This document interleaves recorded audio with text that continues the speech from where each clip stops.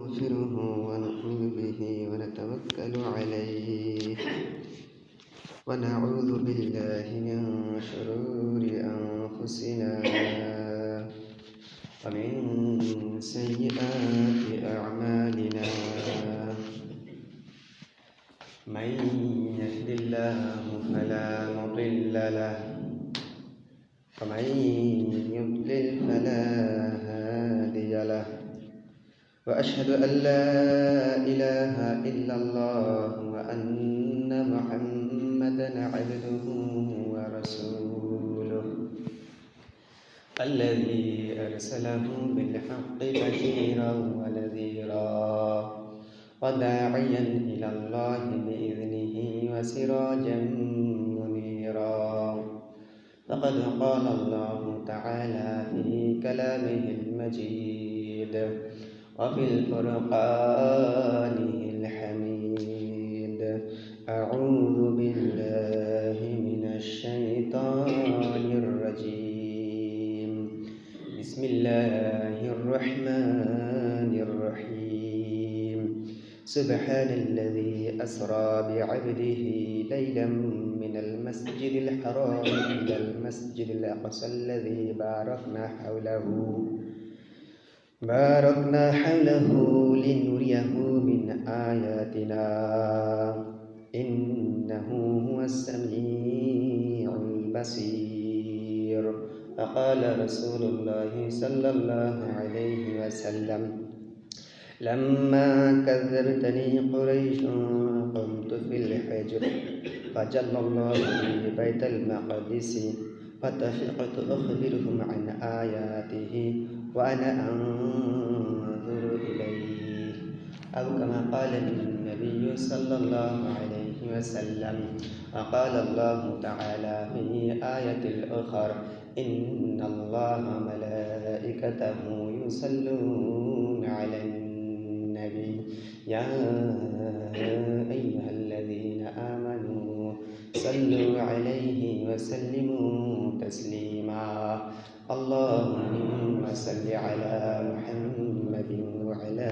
آل محمد كما صليت على إبراهيم وعلى آل إبراهيم إنك حميد مجيد اللهم بارك على محمد وعلى آل محمد كما باركت على إبراهيم وعلى آل إبراهيم إنك حميد مجيد আলহামদুলিল্লাহ সমস্ত প্রশংসা আল্লাহ সুবহানাহু ওয়া তাআলার, যিনি আমাদেরকে দুনিয়ার সমস্ত কাজ কাম বালা মুসিবত থেকে ফারেক করে এই পৃথিবীর সর্বশ্রেষ্ঠ জায়গা মসজিদে আসার বসার সুযোগ করে দিয়েছেন।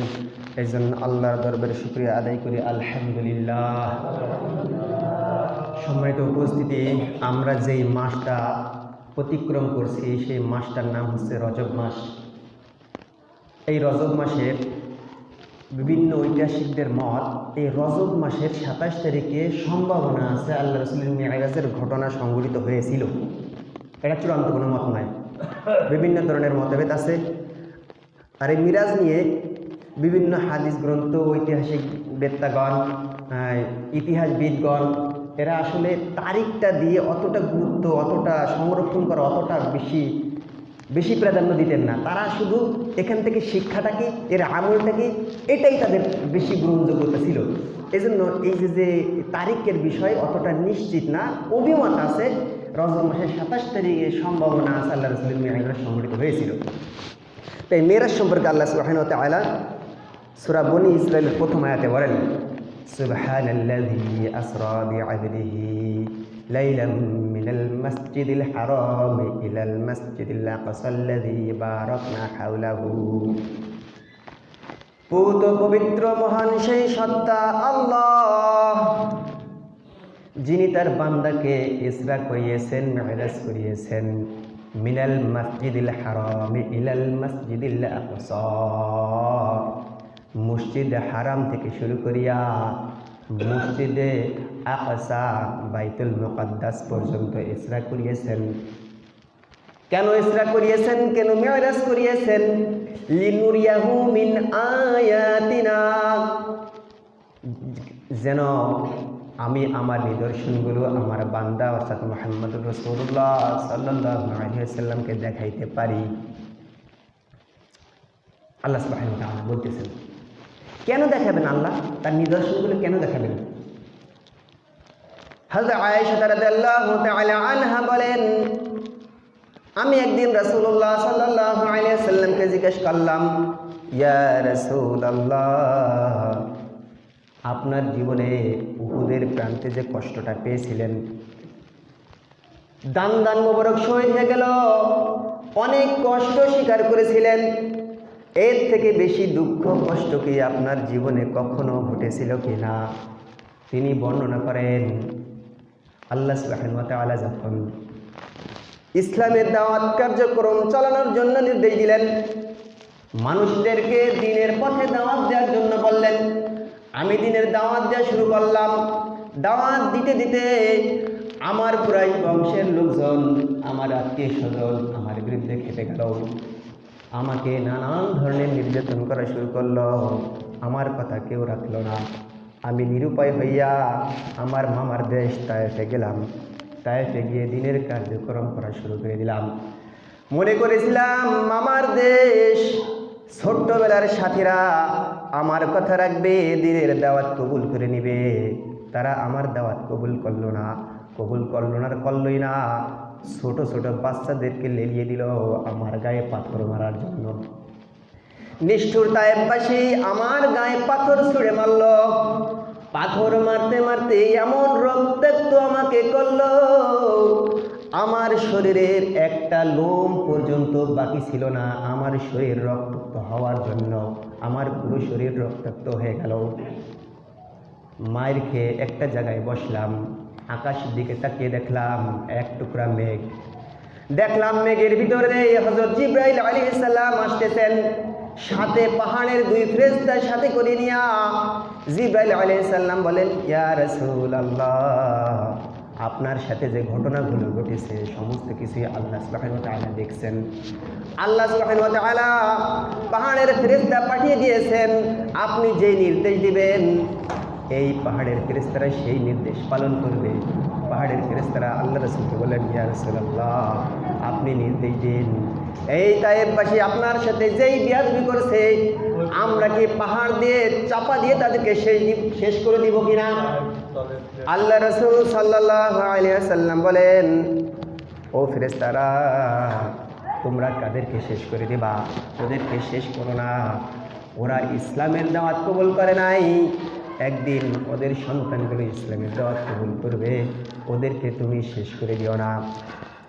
এই যে নির্যাতন, জ্বালা, যন্ত্রণা, আমি আকাশের দিকে তাকিয়ে আল্লাহকে বললাম, আল্লাহ, কাদের কাছে আপনি আমাকে পাঠালেন?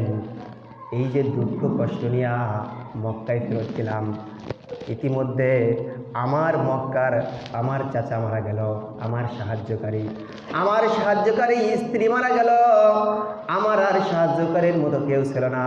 মক্কার মানুষ আমার সাথে বেয়াদবি করলো, তায়েফের মানুষ বেয়াদবি করলো। অনেক দুঃখ কষ্ট নিয়ে ঘুমিয়ে আসি ঘরের ভিতর, অনেক দুঃখ কষ্ট নিয়ে ঘুমিয়ে আসি। রাত্রে বেলা দেখলাম যেই ঘরে ঘুমিয়ে আসি সেই ঘরের ছাদটা ফাঁকা হয়ে গেছে। দেখলাম ওই ফাঁকা ছাদের ভিতর দিয়ে জিবরাইল আলাইহিস সালাম হাজির। মুফাসসিরিন ইকরাম বলেন, জিবরাইল আসবেন কেন, ছাদ ফাঁকা করে আসলেন? আল্লাহর রাসূলকে পূর্ব সংকেত দিলেন, ইয়া রাসূলুল্লাহ, এর আগেও আপনার কাছে এসেছি, আজকে ছাদ ফাঁকা করে আসার অর্থ হচ্ছে আজকে অলৌকিক কিছু ঘটনা আজকে ঘটবে। ছাদ ফাঁকা করে জিবরাইল আলাইহিস সালাম সাথে দুই ফেরেশতা নিয়া হাতিমে কাবার ভিতরে নিয়ে গেলেন।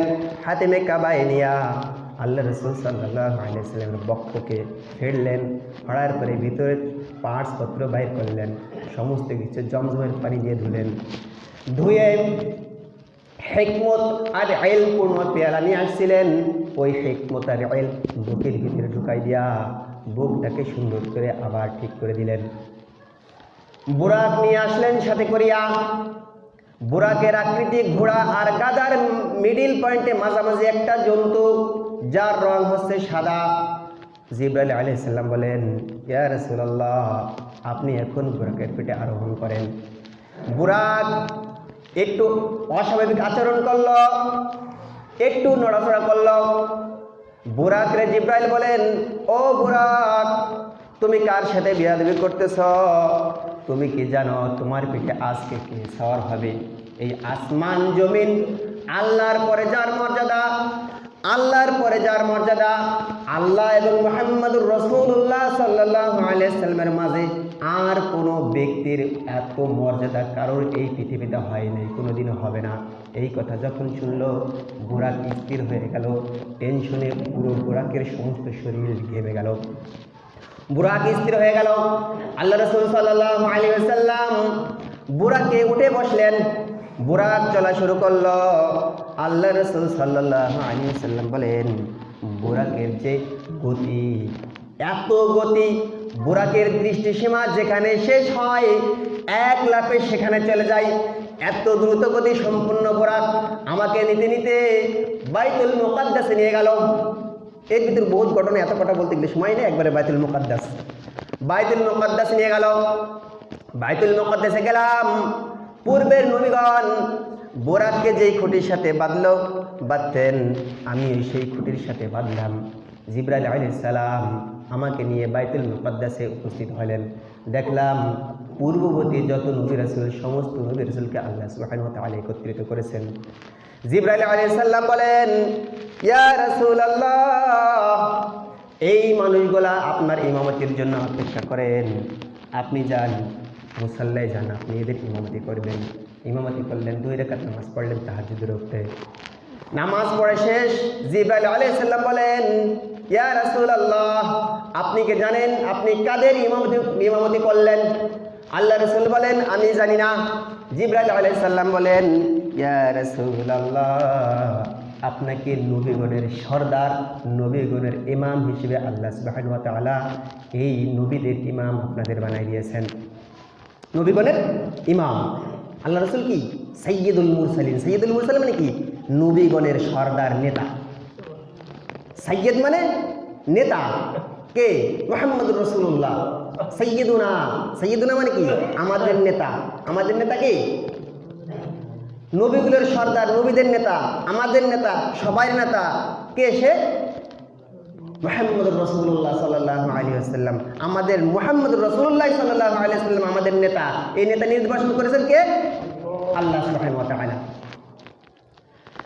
এরপরে অনেক কথাবার্তা হলো নবীদের সাথে। আল্লাহ রাসূল সাল্লাল্লাহু আলাইহি ওয়াসাল্লাম মসজিদ থেকে বের হলেন। জিবরাইল আলাইহিস সালাম আল্লাহ রাসূলের সামনে 2টা পেয়ালা আনলেন। একটা পেয়ালা দুধের পেয়ালা, আর একটা পেয়ালা মদের পেয়ালা। আল্লাহ রাসূল সাল্লাল্লাহু আলাইহি ওয়াসাল্লাম দুধের পেয়ালা গ্রহণ করলেন। জিবরাইল আলাইহিস সালাম বলেন, ইয়া রাসূলুল্লাহ, আপনি উত্তম জিনিসটাই গ্রহণ করলেন। এখান থেকে শুরু হলো মিরাজ। আল্লাহ রাসূল সাল্লাল্লাহু আলাইহি ওয়াসাল্লাম, জিবরাইল আলাইহিস সালাম দুইজনে একসাথে আকাশ গমন করা শুরু করলেন। যাইতে যাইতে যাইতে যাইতে চন্দ্র, সূর্য, গ্রহ, নক্ষত্র যত কিছু আছে সৌরজগৎ পাড়ি দিয়া, ব্ল্যাক হোল পাড়ি দিয়া, সমস্ত শূন্য মহাশূন্য পাড়ি দিয়া প্রথম আসমানে পৌঁছালেন। প্রথম আসমানে পৌঁছিয়া প্রথম আসমানের রক্ষী ফেরেশতা তাকে হযরত জিবরাইল আলাইহিস সালাম বলেন, ও ভাই, প্রথম আসমানের দরজা খুলে দেন। রক্ষী ফেরেশতা বলেন, আপনি কে? বলেন, আমি জিবরাইল। বলেন, আপনার সাথে কে? ভাই মুহাম্মদুর রাসূলুল্লাহ সাল্লাল্লাহু আলাইহি ওয়াসাল্লাম। ফেরেশতা বলেন, আপনি যা আসছেন, নবীকে নিয়ে আসছেন, আল্লাহ কি নির্দেশ দিয়েছেন কিনা? বলেন, হ্যাঁ, আল্লাহ নির্দেশ দিয়েছেন। ফেরেশতা দরজা খুলে দিলেন। খুলে দিয়ে দেখেন আদম আলাইহিস সালাম প্রথম আসমানে। তো আদম আলাইহিস সালাম, আদম নবী বসে আছেন। একবার ডান দিকে তাকায়, একবার বাম দিকে তাকায়।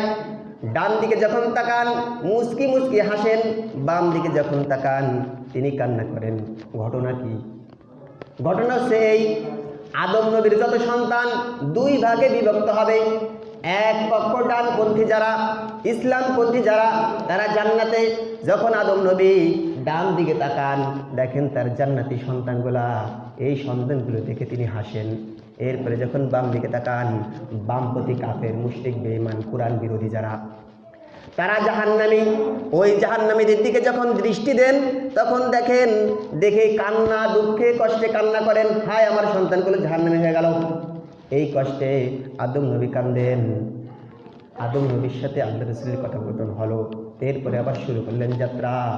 যাইতে যাইতে যাইতে যাইতে দ্বিতীয় আসমানের রক্ষী ফেরেশতা একই প্রশ্ন করলেন, আপনি কে? বলেন, আমি জিবরাইল। সাথে কে? মুহাম্মদুর রাসূলুল্লাহ সাল্লাল্লাহু আলাইহি ওয়াসাল্লাম। অনুমতি আছে নাকি? হ্যাঁ আছে। খুলে দিলেন। গেলেন, যায় হযরত ঈসা আলাইহিস সালাম আর ইয়াহইয়া আলাইহিস সালাম দ্বিতীয় আসমানে, তাদের সাথে কথাবার্তা হলো। চলে গেলেন তৃতীয় আসমানে, একই প্রশ্নকে হয় জিবরাইল, সাথে কে? মুহাম্মদুর রাসূলুল্লাহ। অনুমতি আছে? আছে। খুলে দিলেন। চলে গেলেন তৃতীয় আসমান, হযরত ইউসুফ আলাইহিস সালাম।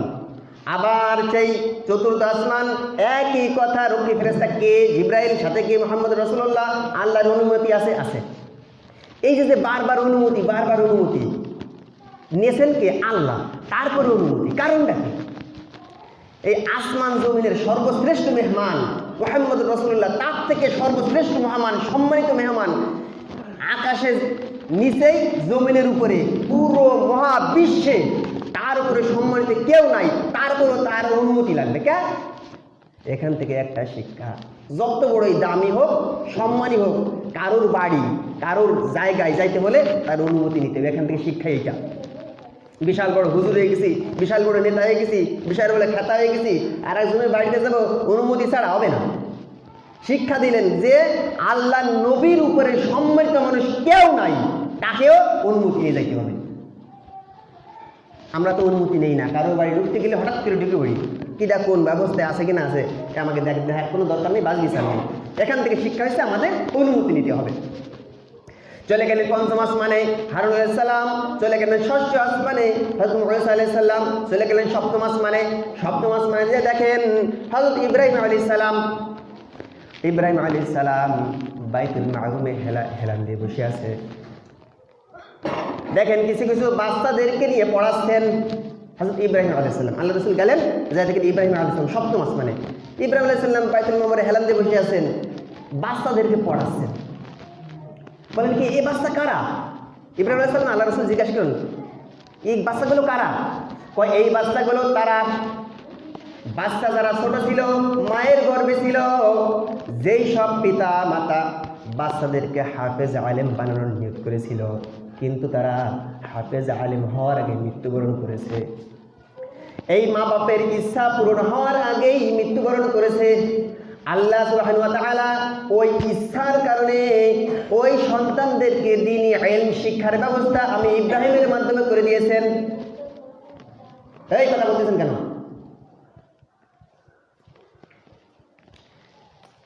তাহলে আমরা যদি আমাদের সন্তানদেরকে আলেম বানানোর জন্য, হাফেজ বানানোর জন্য নিয়ত করি, নিয়ত করার পরে আমার সন্তান মারা গেছে, আলেমও হইতে পারে নাই, হাফেজও হইতে পারে নাই, এই নিয়তের বদৌলতে আমার সন্তানের উস্তাদ কি হবে? আমার সন্তানের উস্তাদ সরাসরি কি হবে?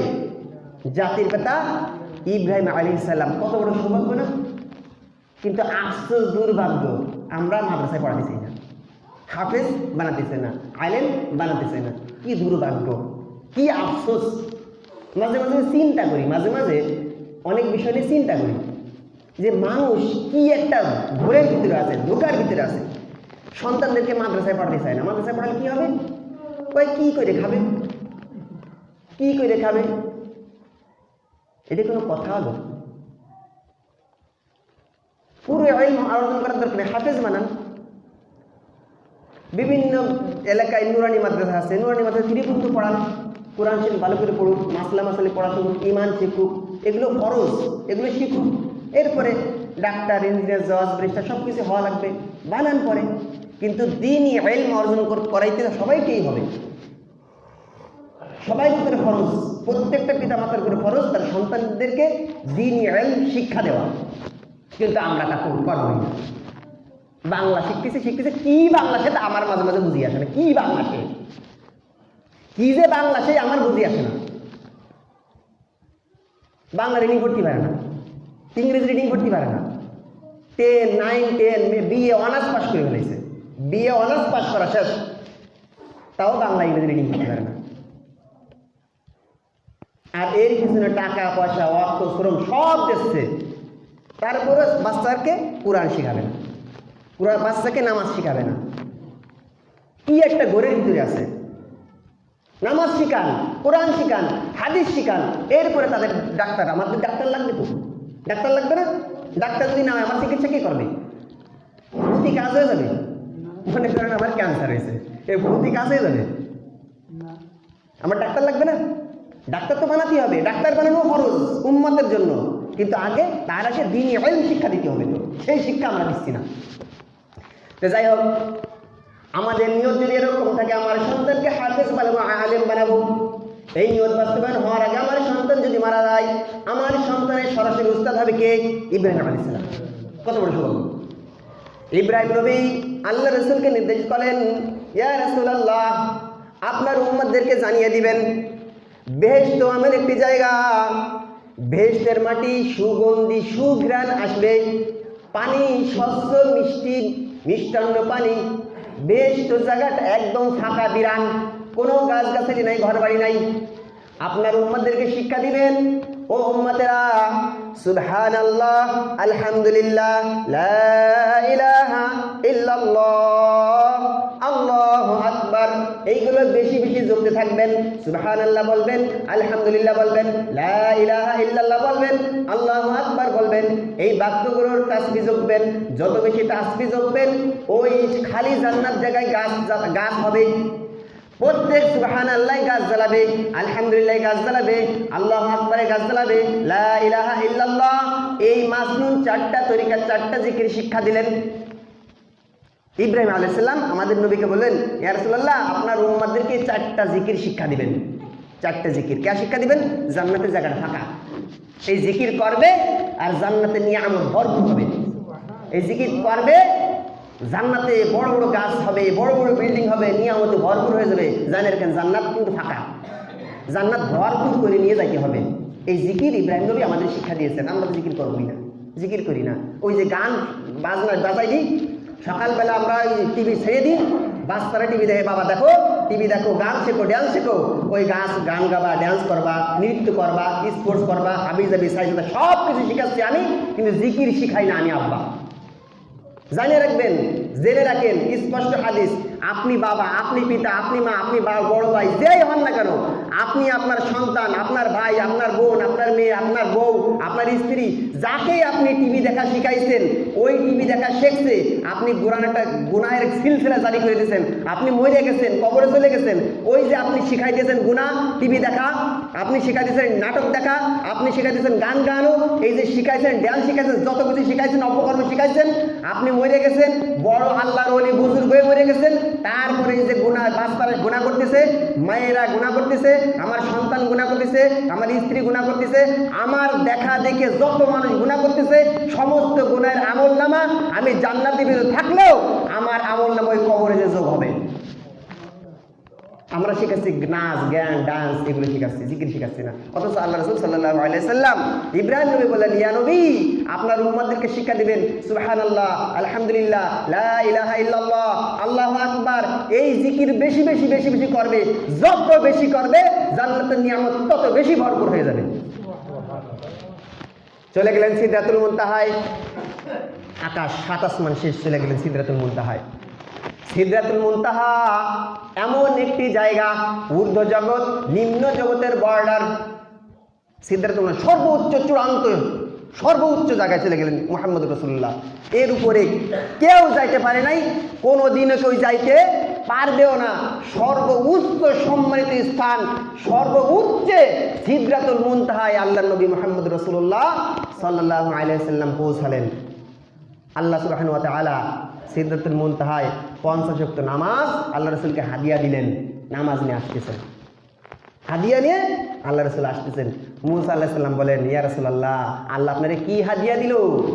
আল্লাহ রাসূল বলে, 50 ওয়াক্ত নামাজ খাইছে শেষ, আপনার উম্মত পারবে না, 50 ওয়াক্ত নামাজ পারবে না। আমি বনি ইসরাইলকে নিয়ে কত জ্বালাইছিলাম, এই মানুষ তাড়ানো খুব কঠিন, এরা 50 ওয়াক্ত নামাজ কখনোই পড়তে পারবে না। আপনি আল্লাহর কাছে কমাই নিয়ে আসেন, 10 ওয়াক্ত কমান, 20 ওয়াক্ত কমান, 30 ওয়াক্ত কমান, কমাইতে কমাইতে লাস্টে 5।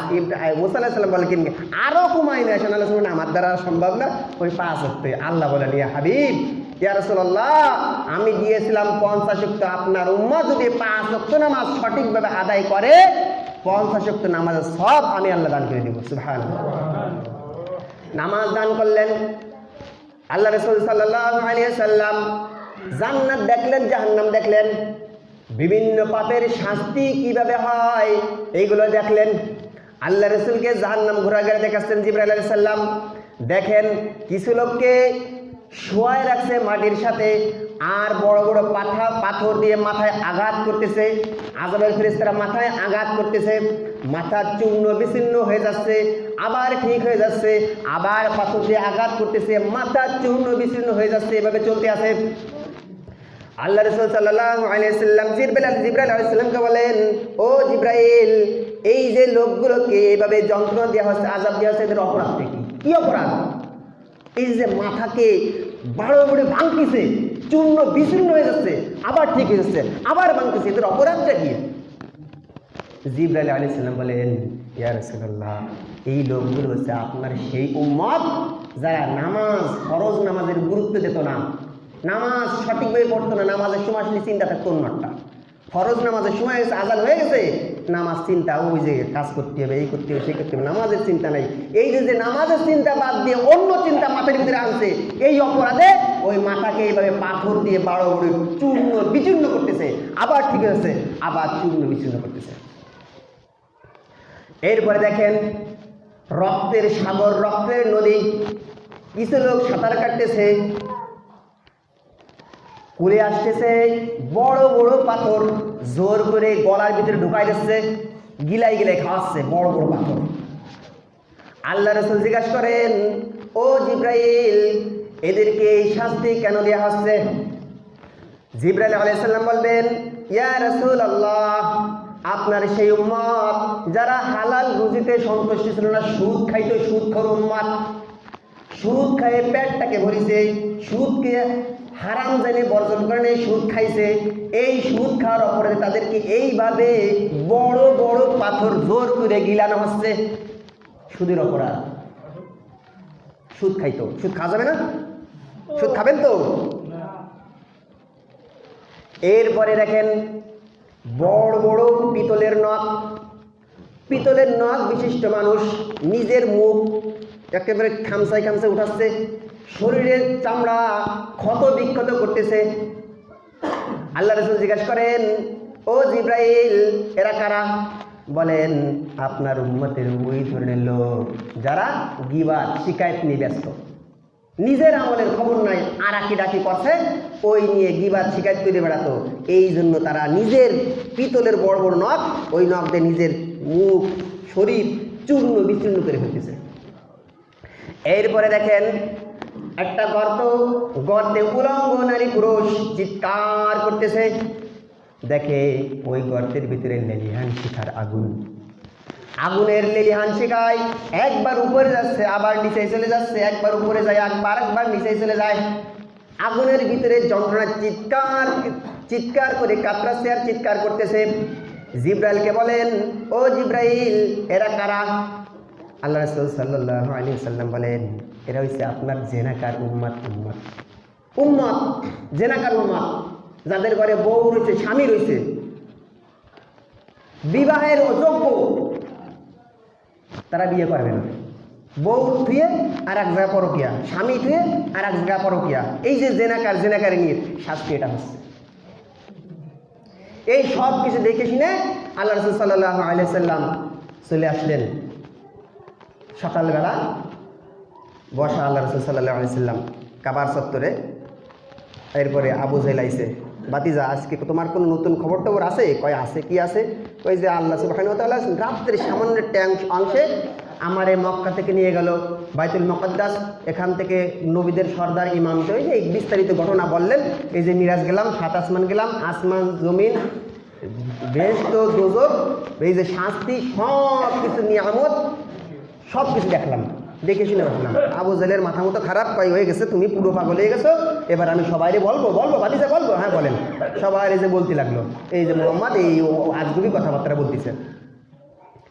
আবু বকর সিদ্দিক রাদিয়াল্লাহু তাআলা আনহু শুনছেন, আবু বকর সিদ্দিক রাদিয়াল্লাহু তাআলা আনহু বলে যে তোমার নেতা এই কয়ে বেড়াচ্ছে। তা কি হয়েছে? আল্লাহ রসুল বলে এই যে সামান্য একটু অল্প সময়ের ভিতরে বলে এত কিছু করে দিয়েছে। আল্লাহ রসুল কইছে, কহে আল্লাহ সত্যি কথা বলছে। আল্লাহ রসুল যদি বলে থাকে এটা সত্য কথা বলেছে।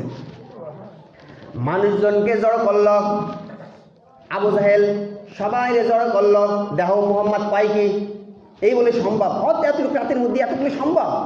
ওখানে কোন বাইতুল মুকাদ্দাস কত কোথায় কত দূর যাইতে কত দেরি লাগে, মাসকে মাস। আর সে রাত্রির ভিতরে বাইতুল মুকাদ্দাস চলে গেল, সেখান থেকে আসমান জমিন জান্নাত জাহান্নাম সব দেখে চলে আসলো। এর কেমনি আজগুবি কথা না? সব মানুষকে জড়ো করলো, জড়ো করলে কয়েকে মোহাম্মদ তুমি দেখছো বাইতুল মুকাদ্দাস দেখছো? কয় দেখছি। কয়বার পাও বর্ণনা দাও, তুমি কও কি কি দেখছো? আল্লাহ রসুল কয় কি যে মনে মনে মনে ব্যাপারটা খেয়ে গেছি। কিরে আমি রাত্রিবেলা গেছি, আমি তো অতটা আমার খেয়াল নেই, গেছি এখন আমার কাছে চাচ্ছে প্রমাণ বাইতুল মুকাদ্দাস দেখলি তুমি জানবা কি কি জান। আল্লাহ রসুল ঘবড়াই গেছে। আল্লাহ রসুল সাল্লাল্লাহু আলাইহি ওয়াসাল্লাম বলেন, যখন কুরাইশরা আমার কাছে জানতে চাইল বাইতুল মুকাদ্দাসের বর্ণনা, আল্লাহ সুবহানাহু ওয়া তাআলা কুদরতিভাবে বাইতুল মুকাদ্দাস আমার চোখের সামনে হাজির করে দিলেন। সুবহানাল্লাহ। আর আমি দেখে দেখে তাদেরকে সংবাদ দিচ্ছি বাইতুল মুকাদ্দাস এখানে আছে, ওখানে আছে, ওখানে আছে, সম্পূর্ণ কিছু বিস্তারিত বর্ণনা করতেছেন। এখন তো ওদের একেবারে মুখের কথা মুখে চলে গেল, মুখে চুলকালিয়ে গেছে। কি ব্যাপারটা কি? এখন সবাই কিছু কিছু মনে ইমান গ্রহণ করেছে, আর আবু জাহেলকে বিশাল বড় একটা জাদুকর, এত জাদু শিখে গেছে বাদিজা তুমি, জাদুকরকে ওই ইমান আনলো না, আর কিছু মানুষ ইমান আনলো। এই যে মিরাজ সময় অনেক হয়ে গেছে, এই যে মিরাজ, এই মিরাজের ভিতরে কি কি শিক্ষা আমরা পাই? যে অনেক ইসলামের পথে থাকতে গেলে অনেক দুঃখ কষ্ট আসবে, আসার পরে আল্লাহ একটা পুরস্কার সফলতা দিবে। আল্লাহ রসুলকে দিলেন মিরাজ, কিন্তু আল্লাহ রসুলের একটা পুরস্কার। এই যে এত আযাব গজব নির্যাতন ধিক্কার নিন্দা গালমন্দ এত কিছু করার পর আল্লাহ রসুল দুঃখ কষ্ট আল্লাহ রসুল সাল্লাল্লাহু আলাইহি ওয়াসাল্লামকে মিরাজ সফর করালেন। এরপরে আসমানে যাইতে গেলে যে অনুমতি বিশ্বনবী মুহাম্মদ রাসূলুল্লাহ, তারপরে সম্মানিত মানুষ নেই, তারও লাগবে অনুমতি। এরপরে যে সুদ, জেনা, ব্যভিচার, গীবত, শিকায়েত, পরনিন্দা, এই যে এর নির্যাতন আযাব গজব দেখলেন, এখান থেকে আমাদের পরিত্রাণ হইতে হবে। আর 5 ওয়াক্ত নামাজ সুন্দরভাবে ইহতিমামের সাথে জামায়াতের সাথে আদায় করার শিক্ষাই আমরা এই মিরাজ থেকে পাই। আমরা সকলেই 5 ওয়াক্ত নামাজ পড়ব, গীবত, শিকায়েত, পরনিন্দা এইগুলো থেকে আমরা বিরত থাকবো, সুদ এগুলোর থেকে বিরত থাকবো। আল্লাহ আমাদের সকলকে তৌফিক দান করুক। যারা সুন্নাত পড়ে নেই তাদেরকে কবুল আদায় করে নিন।